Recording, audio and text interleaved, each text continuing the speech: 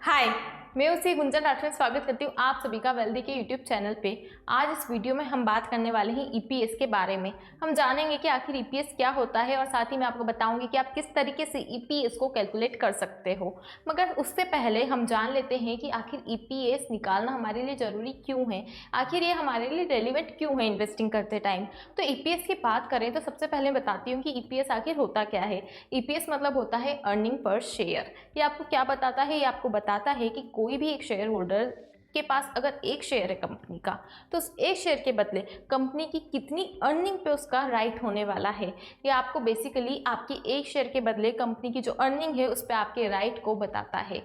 Let's say कि company का जो ईपीएस है वो 3 है। इट मीन्स क्या हो गया कि एक शेयर अगर आपके पास है तो आपको उस 3 रुपए की जो अर्निंग है उस पर एक शेयर के बदले राइट आ जाएगा। तो यही होता है सिंपल सा मीनिंग ईपीएस का। अब जानते हैं कि आखिर ये यूजफुल कहाँ कहाँ होता है। तो देखो बहुत सारे रेशियोज वगैरह में ये यूज़ होता है, जैसे कि पी रेशियो जो एक बहुत इंपॉर्टेंट रेशियो है, वहाँ पे भी ईपीएस के जरिए ही पी रेशियो का आप निकाल सकते हैं। पी रेशियो का फॉर्मूला क्या होता है, market price divided by EPS. ठीक है, तो इसीलिए जिस तरीके से पी रेशियो यूज कहाँ होता है, पी रेशियो इतना रेलिवेंट है कि अगर आप पी रेशियो से पता लगा सकते हो कि कोई भी जो कंपनी है उसका शेयर इस वक्त मार्केट में अंडर वैल्यू है या फिर ओवर वैल्यू, तो बेसिकली आप अगर जब ये पता लगाओगे उसी के हिसाब से तो आप जजमेंट ले पाओगे कि आपको जो महंगा शेयर खरीदना है या फिर सस्ता। महंगा तो कोई खरीदना नहीं चाहेगा हम में से, तो इसीलिए नॉर्मली लोग जो होते हैं पी रेशियो के थ्रू कंपेयर करते हैं कि उसकी शेयर की जो परफॉर्मेंस है वो क्या है। तो ये हमने जाना कि किस तरीके से ईपीएस के थ्रू आप पी रेशियो निकाल सकते हो, किस तरीके से पी रेशियो है वो बहुत ही इंपॉर्टेंट रेशियो होता है जज करने में कि आपको कोई भी शेयर एक पर्टिकुलर टाइम पे लेना चाहिए या फिर नहीं लेना चाहिए। तो हमने जाना कि ईपीएस आपके लिए किस तरीके से रेलिवेंट हो सकता है। अब अगर हम बात करें कि ईपीएस मतलब क्या होता है, तो ईपीएस मतलब जैसा मैंने आपको बताया अर्निंग पर शेयर होता है। अब आप पूछेंगे अर्निंग मतलब क्या होता है, आप बोलोगे कि अगर अर्निंग मतलब होता है कि कंपनी कितना कमा रही है, तो आप गलत है। कंपनी जितना कमा रही है उसे तो हम रेवेन्यू कहते हैं। तो फिर ये अर्निंग आखिर क्या चीज़ है, रेवेन्यू और अर्निंग में फ़र्क क्या है। देखो रेवेन्यू मतलब होता है कि जो कंपनी का ओवरऑल जो उसका टर्नओवर है वो कितना रहा, जो सेल्स टर्नओवर मतलब उसने कोई भी प्रोडक्ट है या फिर उसकी जो भी कोई सर्विस है तो उसने वो कितने में बेची और उस बेच के बाद उसके पास कितना पैसा आया, उसे हम सिंपल सी भाषा में रेवेन्यू बोलते हैं। लेकिन उस रेवेन्यू में कुछ तो एक्सपेंडिचर भी लगता होगा। सपोज अगर उसने कुछ प्रोडक्ट बनाया है तो प्रोडक्ट बनाने के लिए रॉ मटेरियल भी तो लगा होगा। अगर उसने कुछ सर्विस दे रही है कंपनी, तो सर्विस देने के लिए उसके पास एम्प्लॉयज़ भी तो होंगे। तो वो जो भी एक्सपेंडिचर सैलरी में गया है या फिर जो भी एक्सपेंडिचर रॉ मटेरियल खरीदने में गया है, और भी बहुत सारे अलग अलग तरीके के एक्सपेंस होते हैं, जैसे कि एडवर्टाइजिंग एक्सपेंस होते हैं, ऑफिस के एडमिनिस्ट्रेटिव एक्सपेंस होते हैं। तो ये जो सारे एक्सपेंस को जब हम लेस कर देते हैं रेवेन्यू से, तो जाके आता है हमारा अर्निंग। तो आप बोलोगे कि क्या उसी अर्निंग को अब हम डिवाइड कर दें नंबर ऑफ शेयर से और हमारा ईपीएस आ जाएगा। तो ईपीएस निकालना इतना भी सिंपल नहीं होता है। इसके लिए आपको कुछ और भी चीज़ें हैं जो कि आपको लेस करनी पड़ेंगी।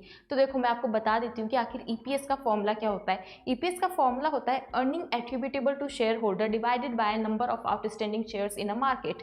अब इसका मतलब क्या हुआ, earning attributable to shareholder मतलब कि ऐसी अर्निंग जो कि सिर्फ और सिर्फ शेयर होल्डर के लिए है। तो हमने जो अर्निंग निकाली थी ना, जो रेवेन्यू में से जो हमने लेस किया था एक्सपेंडिचर, तो वो जो सारी जो अर्निंग थी, अब वो क्या शेयर होल्डर उस पर क्लेम करेंगे कि सारी ये अर्निंग हमारी है। तो क्या गवर्नमेंट मान जाएगी?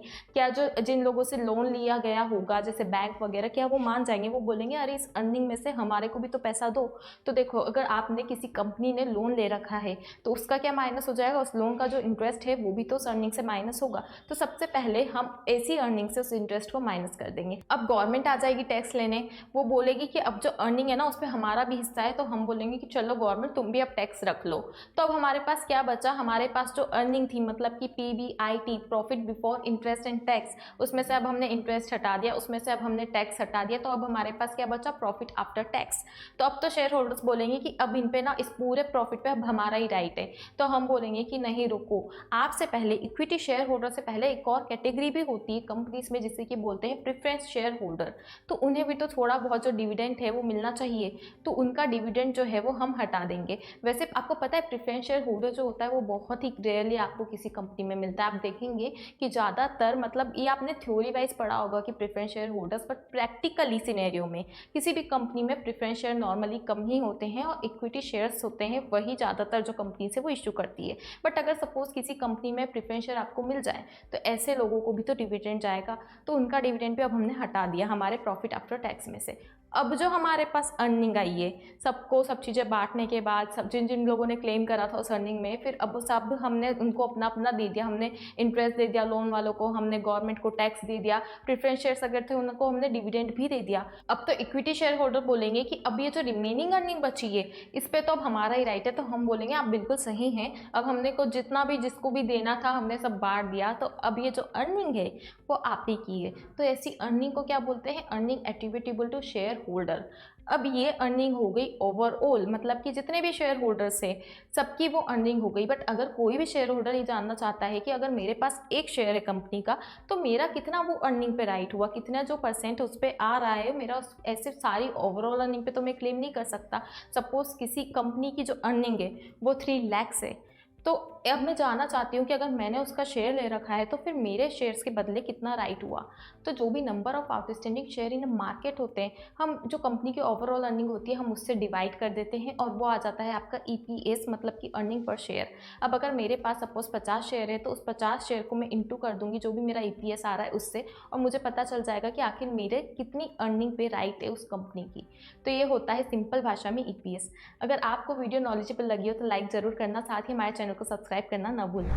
हेल्थ की बात आती है तब डॉक्टर की याद आती है, मगर जब वेल्थ की बात आती है तब किसकी याद आती है?